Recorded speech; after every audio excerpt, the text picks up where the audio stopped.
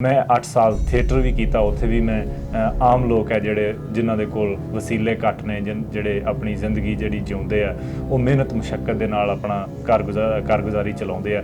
मैं हमेशा उन्हां दी गल कीती यार ये अल्बर्टा एनडीपी मेरी पर्सनल सोच दे नेड़े है ते उन्हां ने एक झूठ दे उत्ते बुनियाद अपनी कैंपेन चला के ਤੇ ਲੋਕਾਂ ਨੂੰ ਗੁੰਮਰਾਹ ਕਰਕੇ ਆਪਣੀ ਸਰਕਾਰ ਬਣਾਈ ਔਰ ਲੋਕ ਜਿਹੜੇ ਆ ਉਹਨਾਂ ਨੂੰ ਇਹ ਲੱਗਣਾ ਸ਼ੁਰੂ ਹੋ ਗਿਆ ਸੀ ਕਿ ਜੋ ਕਹਿ ਰਹੇ ਨੇ ਠੀਕ ਕਹਿ ਰਹੇ ਨੇ। ਪਿਛਲੇ 4 ਸਾਲ 'ਚ ਯੂਸੀਪੀ ਦੀ ਆਪਾਂ ਸਰਕਾਰ ਦੇਖੀ ਔਰ ਲੋਕਾਂ ਨੂੰ ਇਹ ਸਮਝ ਆ ਚੁੱਕੀ ਹੈ ਕਿ ਜੋ ਯੂਸੀਪੀ ਕਹਿ ਰਹੀ ਸੀ ਉਹ ਗਲਤ ਕਹਿ ਰਹੀ ਸੀ ਔਰ ਜਿਸ ਤਰ੍ਹਾਂ ਰੇਚਲ ਨੋਟਲੀ ਸਰਕਾਰ ਚਲਾ ਰਹੇ ਸਨ ਉਹ ਬਿਲਕੁਲ ਠੀਕ ਚਲਾ ਰਹੇ ਸਨ। ਲੇਕਿਨ ਜਿਹੜਾ ਅਸੀਂ ਕੰਮ ਕੀਤਾ ਸੀ ਇੰਸ਼ੋਰੈਂਸ ਤੇ ਉਹ ਸੀ ਕਿ ਅਸੀਂ ਇੰਸ਼ੋਰੈਂਸ ਫਰੀਜ਼ ਕੀਤੀ ਸੀ ਕਿ ਇੰਸ਼ੋਰੈਂਸ ਕੰਪਨੀਆਂ ਨੂੰ ਖੁੱਲ੍ਹ ਨਹੀਂ ਸੀ ਕਿ ਤੁਸੀਂ ਜਿੰਨੇ ਵੀ ਮਰਜ਼ੀ ਪੈਸੇ ਵਧਾਓ 1 ਸਾਲ ਦੇ ਵਿੱਚ ਉਹ 5% ਤੋਂ ਜ਼ਿਆਦਾ ਇੰਸ਼ੋਰੈਂਸ ਨਹੀਂ ਸਨ ਵਧਾ ਸਕਦੇ। ਇਸ ਲਈ ਇਹ ਯੂਸੀਪੀ ਨੇ ਆ ਕੇ ਕੀ ਕੀਤਾ ਕਿ ਇਹਨਾਂ ਨੇ ਉਹ ਕੈਪ ਰਿਮੂਵ ਕਰ ਦਿੱਤਾ ਔਰ ਇੰਸ਼ੋਰੈਂਸ ਦੀਆਂ ਜਿਹੜੀਆਂ ਕੀਮਤਾਂ ਉਹ 70 ਤੋਂ 80 ਤੋਂ 100% ਤੱਕ ਵੀ ਬਹੁਤ ਸਾਰੇ ਕੇਸਿਸ ਦੇ ਵਿੱਚ ਉੱਪਰ ਗਈਆਂ। ਕੈਲਗਰੀ ਨਾਰਥ ਈਸਟ ਦੇ ਵਿੱਚ ਗੜੇਮਾਰੀ ਹੋਈ, ਲੋਕਾਂ ਦੇ ਘਰ ਟੁੱਟੇ, ਲੋਕਾਂ ਦੀਆਂ ਕਾਰਾਂ ਟੁੱਟੀਆਂ, ਲੋਕਾਂ ਦਾ ਬੇਹੱਦ ਨੁਕਸਾਨ ਹੋਇਆ। ਯੂਸੀਪੀ ਨੇ ਉਹਦੇ ਲਈ ਕੋਈ ਮਦਦ ਨਹੀਂ ਕੀਤੀ। ਅਲਬਰਟਾ ਐਨਡੀਪੀ ਇੱਕ ਐਸੀ ਆਪੋਜੀਸ਼ਨ ਸੀ ਉਸ ਟਾਈਮ ਜਿਹੜੀ ਇਹ ਕਹਿ ਰਹੀ ਸੀ ਕਿ ਇਹਨੂੰ ਨੈਚੁਰਲ ਡਿਜ਼ਾਸਟਰ ਡਿਕਲੇਅਰ ਕਰਕੇ ਲੋਕਾਂ ਨੂੰ ਜਿਹੜੀ ਬਣਦੀ ਸਿਹਤ ਜਿਹੜੀ ਬਣਦੀ ਉਹਨਾਂ ਦੀ ਮਦਦ ਆ ਉਹ ਦਿੱਤੀ ਜਾਵੇ। ਲੋਕ ਆਲਰੇਡੀ ਟੈਕਸ ਪੇ ਕਰ ਰਹੇ ਆ। ਅਸੀਂ ਇਹ ਸਮਝਦੇ ਹਾਂ ਕਿ ਜਿਹੜਾ ਹੈਲਥ ਕੇਅਰ ਆ ਉਹ ਯੂਨੀਵਰਸਲ ਹੋਣਾ ਚਾਹੀਦਾ, ਉਹ ਹਰੇਕ ਲਈ ਐਕਸੈਸਿਬਲ ਹੋਣਾ ਚਾਹੀਦਾ। 1 ਸਾਲ ਤੋਂ ਡੋਰ ਨੌਕ ਕਰ ਰਹੇ ਹਾਂ ਔਰ ਤਕਰੀਬਨ ਮੈਂ 10,157 ਡੋਰ ਘਰ ਆ ਜਿਹੜੇ ਉਹ ਡੋਰ ਨੌਕ ਪਰਸਨਲੀ ਕੀਤੇ। ਉੱਥੇ ਬਹੁਤ ਸਾਰੀਆਂ ਕਨਵਰਸੇਸ਼ਨਸ ਹੋਈਆਂ।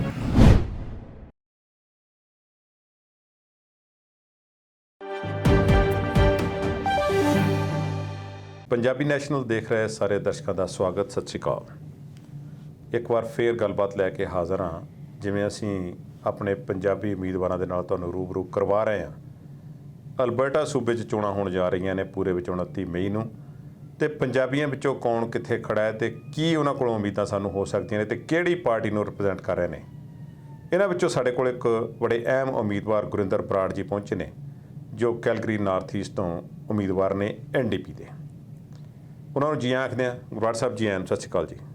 ਜੀ ਸਤਿ ਸ਼੍ਰੀ ਅਕਾਲ ਸਰ, ਬਹੁਤ ਧੰਨਵਾਦ।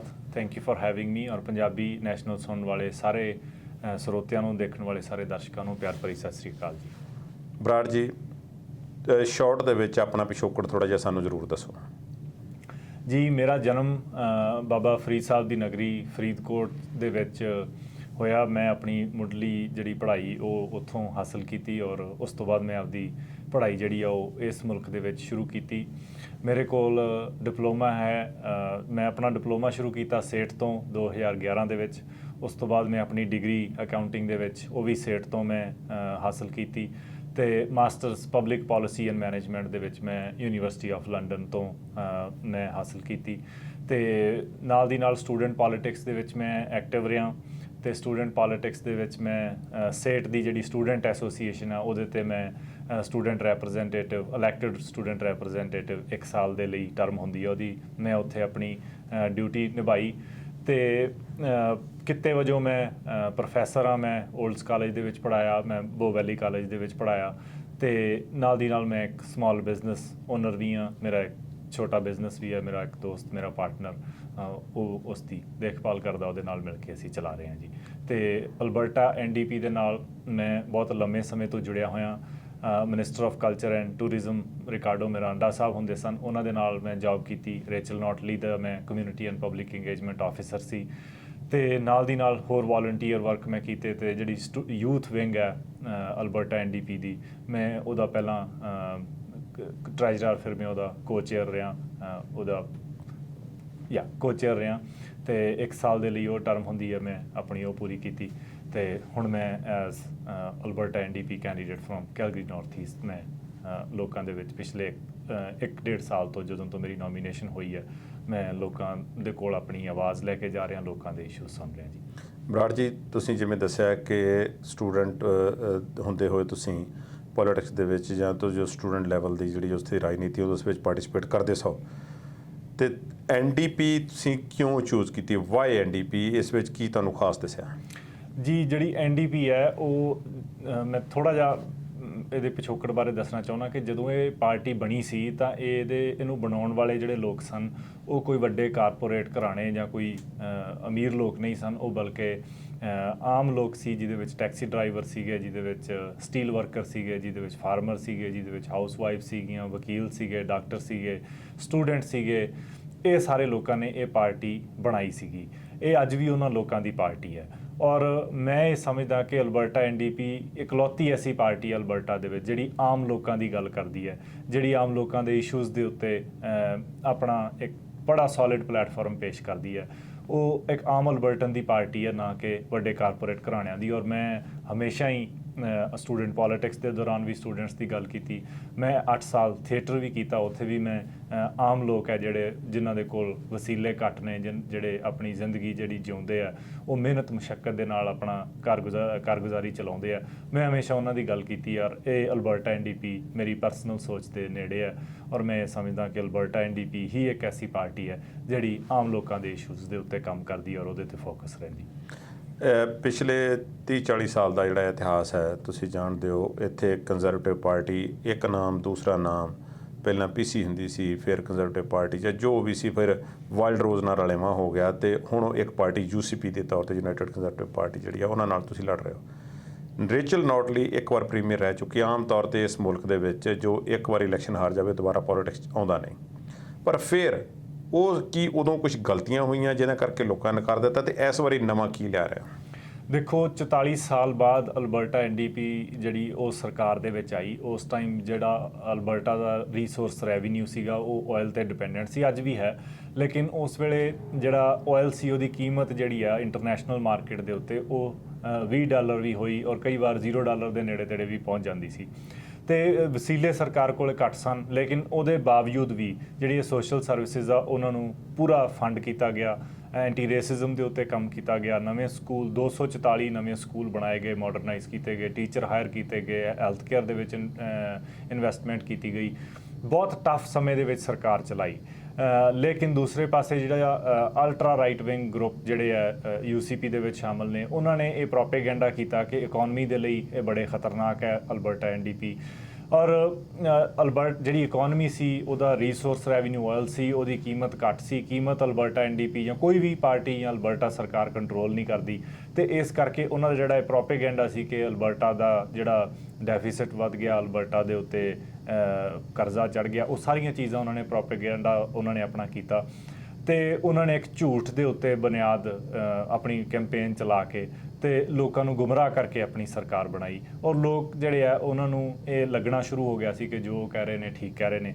ਲੇਕਿਨ ਪਿਛਲੇ 4 ਸਾਲ 'ਚ ਯੂਸੀਪੀ ਦੀ ਆਪਾਂ ਸਰਕਾਰ ਦੇਖੀ ਔਰ ਲੋਕਾਂ ਨੂੰ ਇਹ ਸਮਝ ਆ ਚੁੱਕੀ ਹੈ ਕਿ ਜੋ ਯੂਸੀਪੀ ਕਹਿ ਰਹੀ ਸੀ ਉਹ ਗਲਤ ਕਹਿ ਰਹੀ ਸੀ, ਔਰ ਜਿਸ ਤਰ੍ਹਾਂ ਰੇਚਲ ਨੋਟਲੀ ਸਰਕਾਰ ਚਲਾ ਰਹੇ ਸਨ ਉਹ ਬਿਲਕੁਲ ਠੀਕ ਚਲਾ ਰਹੇ ਸਨ। ਮੈਂ ਕਦੇ ਵੀ ਇਹ ਦਾਅਵਾ ਨਹੀਂ ਕਰਦਾ ਕਿ ਸਾਡੀ ਸਰਕਾਰ 100% ਠੀਕ ਸੀ ਜਾਂ ਪਰਫੈਕਟ ਸੀ। ਅਸੀਂ ਇਨਸਾਨ ਹਾਂ। ਅਸੀਂ 44 ਸਾਲ ਬਾਅਦ ਸਰਕਾਰ ਦੇ ਵਿੱਚ ਅਲਬਰਟਾ ਐਨਡੀਪੀ ਦੇ MLAs ਉਸ ਵੇਲੇ ਆਏ ਸੀ। ਸਾਡੇ ਤੋਂ ਬੇਸ਼ੱਕ ਗਲਤੀਆਂ ਹੋਈਆਂ ਸੀ, ਉਹ ਸਵੀਕਾਰ ਕਰਦੇ ਹਾਂ। ਅਸੀਂ ਪਿਛਲੇ 4 ਸਾਲ ਦੇ ਵਿੱਚ ਜਿੰਨਾ ਵੀ ਆਪਣਾ ਪਲੇਟਫਾਰਮ ਲੋਕਾਂ ਦੇ ਸਾਹਮਣੇ ਰੱਖਿਆ, ਉਹ ਵਾਪਸ ਲੋਕਾਂ ਦੇ ਵਿੱਚ ਜਾ ਕੇ ਲੋਕਾਂ ਦੀ ਰਾਏ ਲੈ ਕੇ, ਲੋਕਾਂ ਨੂੰ ਪੁੱਛ ਕੇ ਕਿ ਉਹਨਾਂ ਦੀਆਂ ਕੀ ਲੋੜਾਂ, ਅਸੀਂ ਉੱਥੋਂ ਪਲੇਟਫਾਰਮ ਆਪਣਾ ਤਿਆਰ ਕੀਤਾ। ਅੱਜ ਵੀ ਸਾਡਾ ਪਲੇਟਫਾਰਮ ਜਿਹੜਾ ਵੈਬਸਾਈਟ 'ਤੇ ਪਿਆ, ਉੱਥੇ ਫਿਰ ਵੀ ਅਸੀਂ ਇੱਕ ਸੈਕਸ਼ਨ ਰੱਖਿਆ ਹੋਇਆ ਕਿ ਇਹ ਪਲੇਟਫਾਰਮ ਦੇ ਬਾਰੇ ਤੁਹਾਡੀ ਕੋਈ ਰਾਏ ਹੋਵੇ ਤੁਸੀਂ ਭੇਜ ਸਕਦੇ ਹੋ, ਤੁਹਾਡਾ ਕੋਈ ਮਸ਼ਵਰਾ ਹੋਵੇ ਤੁਸੀਂ ਸਾਨੂੰ ਦੇ ਸਕਦੇ ਹੋ, ਤੁਹਾਡਾ ਸੁਜੈਸ਼ਨ ਹੋਵੇ ਕਿ ਕੀ ਚੇਂਜਸ ਕੀਤੀਆਂ ਜਾ ਸਕਦੀਆਂ ਤੁਸੀਂ ਉਹ ਕਰ ਸਕਦੇ ਹੋ। ਇਸ ਤਰੀਕੇ ਦੇ ਨਾਲ ਅਸੀਂ ਪਿਛਲੇ 4 ਸਾਲ ਦੇ ਵਿੱਚ ਆਪਣੇ ਆਪ ਨੂੰ ਬਹੁਤ ਜਿਹੜੀਆਂ ਗਲਤੀਆਂ ਹੋਈਆਂ ਸੀ ਉਹ ਸੁਧਾਰੀਆਂ ਨੇ। ਅਤੇ ਹੁਣ ਅਸੀਂ ਦੇਖ ਰਹੇ ਹਾਂ ਕਿ ਲੋਕ ਇਸ ਚੀਜ਼ ਨੂੰ ਐਪਰੀਸ਼ੀਏਟ ਕਰ ਰਹੇ ਨੇ, ਔਰ ਜਿਹੜਾ ਮੋਮੈਂਟਮ ਹੈ ਉਹ ਅਲਬਰਟਾ ਐਨਡੀਪੀ ਦੇ ਹੱਕ ਵਿੱਚ ਬਣ ਚੁੱਕਿਆ। ਚਲੋ, ਮੋਮੈਂਟਮ ਵੀ ਬਣਿਆ, ਇੱਕ ਚੰਗੀ ਗੱਲ ਹੈ, ਐਨਡੀਪੀ ਲਈ ਸ਼ੁਭ ਸੰਕੇਤ ਹੈ।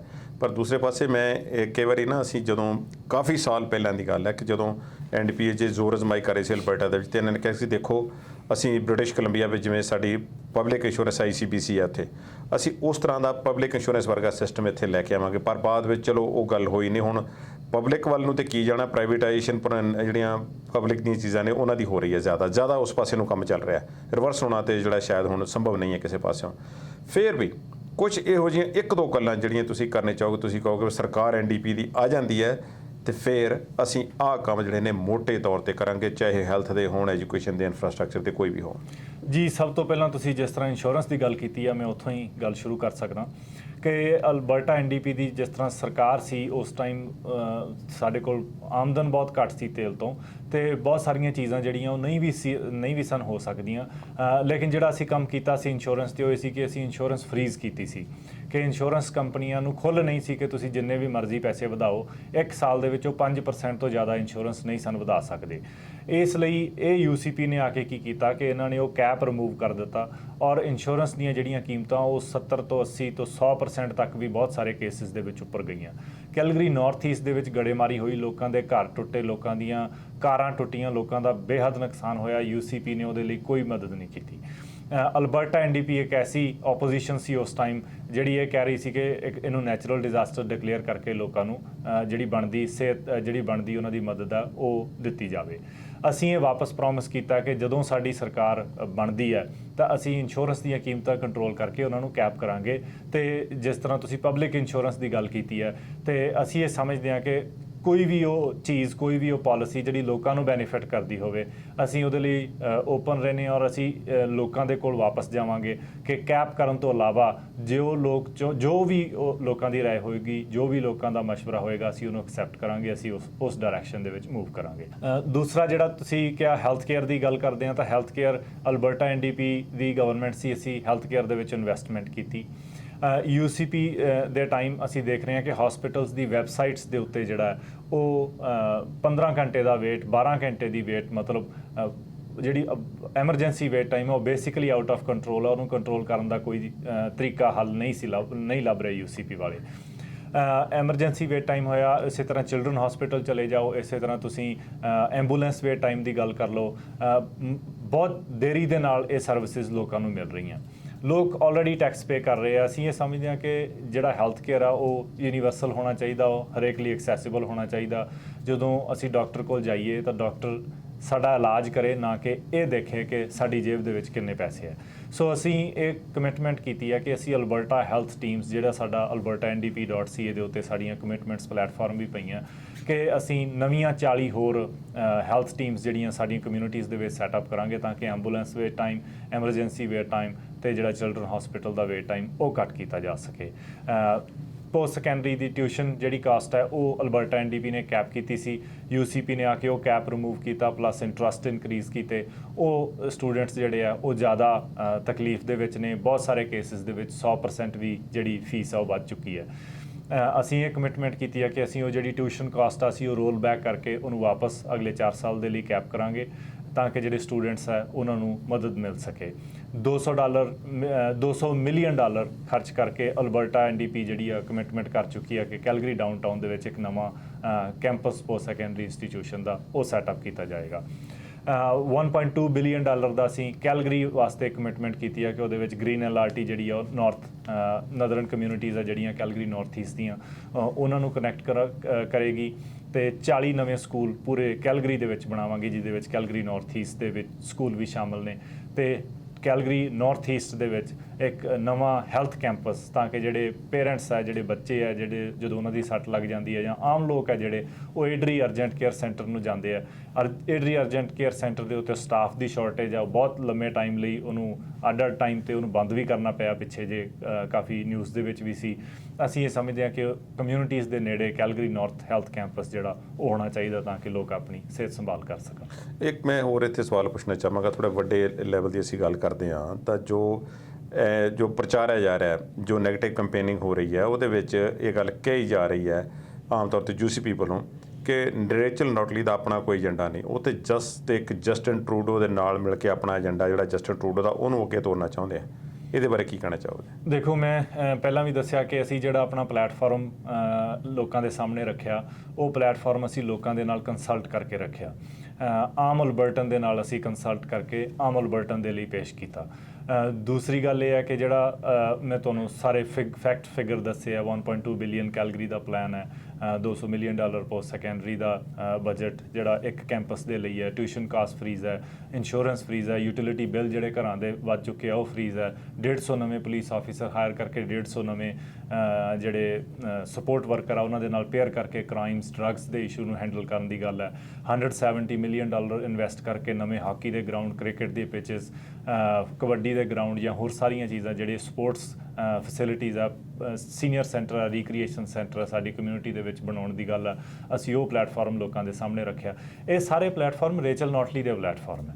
ਇਹ ਸਾਰੇ ਉਹ ਪਲੇਟਫਾਰਮ ਹੈ ਜਿਹੜੇ ਅਸੀਂ facts, figures, well thought out costed plan ਅਸੀਂ ਪੂਰਾ ਲੋਕਾਂ ਦੇ ਸਾਹਮਣੇ ਬੋਰੋ ਨਹੀਂ ਪੇਸ਼ ਕੀਤਾ, ਆਈਡੀਆ ਕੋਈ ਇਸ ਤਰ੍ਹਾਂ ਦਾ ਨਹੀਂ ਹੈ। ਬਿਲਕੁਲ ਵੀ ਨਹੀਂ।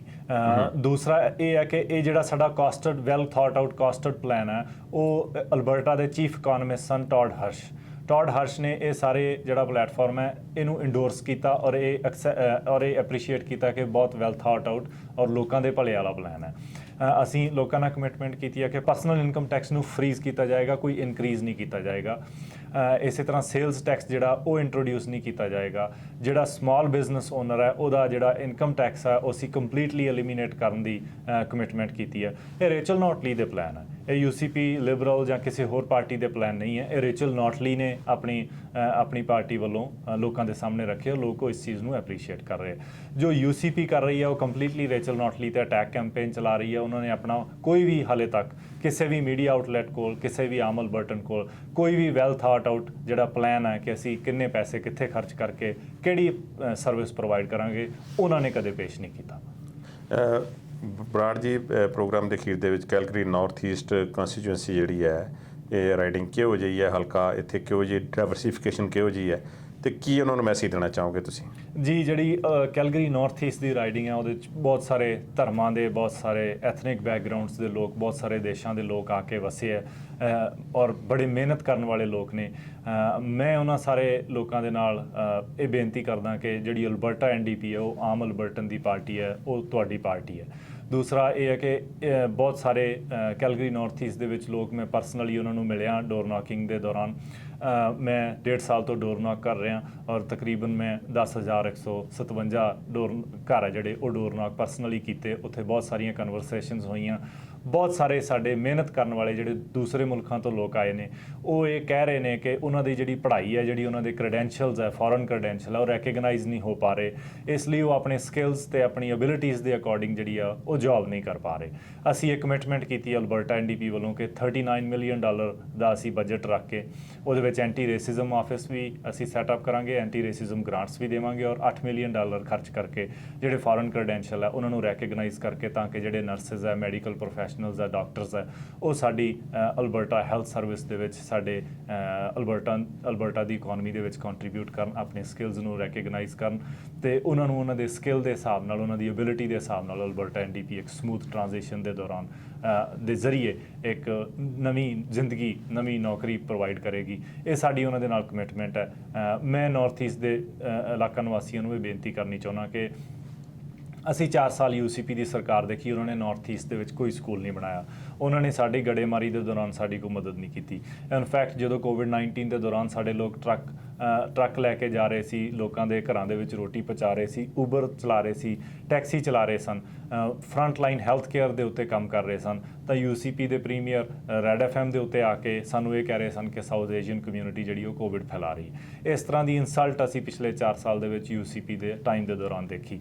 ਮੈਂ ਇਹ ਰਿਕੁਐਸਟ ਕਰਦਾ, ਬੇਨਤੀ ਕਰਦਾ ਕਿ ਇਹ ਤੁਹਾਡੇ ਕੋਲ ਮੌਕਾ ਹੈ ਆਪਣੀ ਆਵਾਜ਼ ਆਪਣੀ ਆਵਾਜ਼ ਪਹੁੰਚਾਉਣ ਲਈ, UCP ਨੂੰ ਇਹ ਦੱਸਣ ਦੇ ਲਈ ਕਿ ਅਸੀਂ ਰਿਸਪੈਕਟੇਬਲ ਲੋਕ ਹਾਂ, ਅਸੀਂ ਮਿਹਨਤੀ ਲੋਕ ਹਾਂ, ਸਾਨੂੰ ਉਹ ਸਰਕਾਰ ਚਾਹੀਦੀ ਜਿਹੜੀ ਸਾਡੇ ਲਈ ਕੰਮ ਕਰੇ, ਨਾ ਕਿ ਜਿਹੜੀਆਂ ਵੱਡੀਆਂ ਕਾਰਪੋਰੇਸ਼ਨਾਂ ਸਿਰਫ ਉਹਨਾਂ ਦੇ ਲਈ ਕੰਮ ਕਰੇ। ਠੀਕ ਹੈ ਜੀ, ਗੁਰਦਿੱਤ ਬਰਾੜ ਜੀ, ਬਹੁਤ ਮਿਹਰਬਾਨੀ, ਤੁਸੀਂ ਆਏ ਸਟੂਡੀਓ ਵਿੱਚ ਸਮਾਂ ਕੱਢ ਕੇ ਔਰ ਤੁਸੀਂ ਆਪਣੇ ਵਿਚਾਰ ਸਾਡੇ ਨਾਲ ਸਾਂਝੇ ਕੀਤੇ। ਜ਼ਾਹਿਰ ਤੌਰ 'ਤੇ ਸਾਡੇ ਜਿਹੜੇ ਸੁਣਨ ਵਾਲੇ ਨੇ, ਦੇਖਣ ਵਾਲੇ ਨੇ, ਉਹ ਇਹਨਾਂ ਤੋਂ ਸੁਣ ਕੇ ਆਪਣੇ ਵਿਚਾਰ ਜਿਹੜਾ ਜ਼ਰੂਰ ਬਣਾਉਣਗੇ ਬਾਅਦ ਵਿੱਚ। ਬਹੁਤ ਮਿਹਰਬਾਨੀ, ਸਤਿ ਸ਼੍ਰੀ ਅਕਾਲ ਜੀ। ਜੀ, ਥੈਂਕ ਯੂ। ਔਰ ਇੱਕ ਵਾਰੀ ਫੇਰ ਪੰਜਾਬੀ ਨੈਸ਼ਨਲ ਦੇਖਣ ਸੁਣਨ ਵਾਲੇ ਸਾਰੇ ਦਰਸ਼ਕਾਂ ਨੂੰ ਪਿਆਰ ਭਰੀ ਸਤਿ ਸ਼੍ਰੀ ਅਕਾਲ ਜੀ।